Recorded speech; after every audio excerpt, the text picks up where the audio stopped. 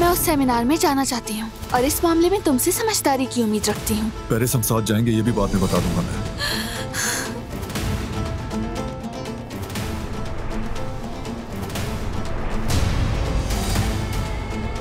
इस सब के पीछे तुम हुए तो इसका अंजाम हरगिज अच्छा नहीं होगा जवाहिर, याद रखना। किस बारे में कह रही हो? इनविटेशन वाली बात पर कह रही हूँ।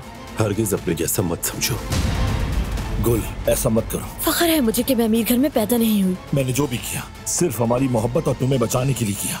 क्या वाकई तुम मुझे बचा रहे थे या अपने खानदानी बिजनेस की साख को बचाने की कोशिश कर रहे थे फराद काराबे? जो चीजें दूसरों के लिए अना का मसला बनती हैं, ये दोनों सुलझा लेते हैं। आखिर इनकी मोहब्बत की भी कोई कमजोरी तो होगी ना।